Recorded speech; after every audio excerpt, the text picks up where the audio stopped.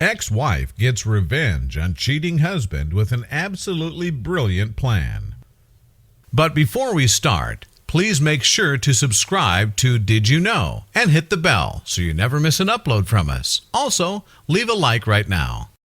The ending of a marriage is always tough on both parties, but when infidelity is involved, it's worse than usual. The added level of betrayal makes everything more difficult, not to mention cause for a little karmic retribution. Those who have experienced this firsthand won't be able to help but nod in approval at this widely circulated tale. The story featured a woman named Edith who didn't want to go quietly into the night after a messy divorce. With a little creative thinking, she drew up a plot to fling all of her heartaches right back at her cheating ex-husband, and boy, was it worth it. After 20 years of marriage, a man named Jack left his wife for his young secretary. His new girlfriend desperately wanted to live in the million-dollar mansion that Jack and his soon-to-be ex-wife Edith shared while they were together. Jack, eager to please his girlfriend, made sure it happened. With better and more ruthless lawyers, Jack won legal rights to the mansion. His young secretary rejoiced. As for Edith, Jack gave her just 3 days to pack her things and leave the house. Brutal.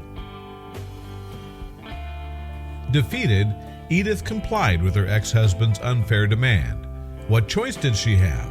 On the first day of her 3 final days in the mansion, she packed her bags and boxes, mulling over just how much she would miss her longtime home. On the second day, the moving company picked up her boxes and transported them to her new apartment across town. All the while, she wrestled with her feelings of anger and betrayal. She had to do something. But what? By the third day, she had a plan for revenge. It started with one last meal in the dining room. There, she treated herself to a small feast, a plate of shrimp with caviar and a bottle of champagne. Edith then enacted the final part of her plan and left the house. A short time later, Jack returned with his new flame. For a couple of days, the two lived in the paradise of a few thousand square foot mansion, but then the house began to smell. Why the heck does this house stink? Jack wondered. With no answers, he searched for solutions. He and his girlfriend tried everything to get rid of the smell, cleaning, wiping, and vacuuming. Still, the odor grew worse.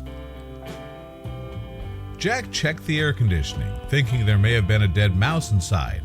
He called for the exterminators to drop a chemically induced death sentence on any possible vermin. Nothing worked. As days passed, the smell became torture. Friends stopped visiting, even handymen refused to work in the house, and the maid quit.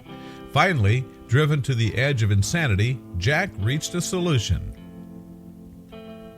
He was a rich guy, right? He'd just buy a new house where he and his young secretary could live odor-free.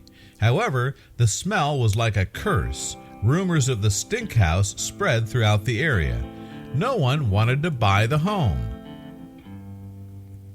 Desperate, Jack lowered the list price for his house. Then he lowered it again and again. Eventually, not even realtors wanted to do anything with it. So Jack took a different route. Jack took out a loan to buy a new house. Then, one day, his ex-wife called him and asked him how he was doing. He proceeded to complain about his ordeal with the home.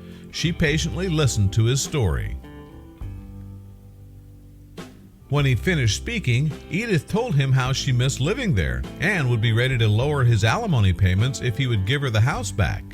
Jack hungrily licked his lips at the offer. She had no idea how bad it smelled.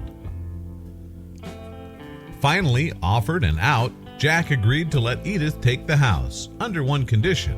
She had to sign the agreement, sight unseen, on the same day.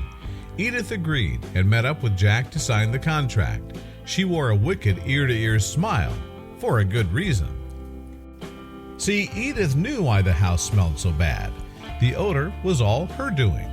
On her last night in the house, right after her final meal of shrimp, caviar, and champagne, she didn't exactly exhibit the best table manners. She dipped her leftover shrimp in the caviar and stuffed the remains into all of the home's hollowed-out curtain rods. For good measure, she sewed a few of the shells into the hem of the curtains, too. A week later, Jack and his lover stood smiling and full of relief in front of their former house, watching the moving company transport their belongings away. Finally, they'd escaped that horrid stench. Even better, it'd be Edith's problem now. Edith, however, never even caught a whiff of the odor that had pressured Jack into giving away his multi-million-dollar home, because when the movers packed up all of Jack's stuff, they took the curtain rods with them.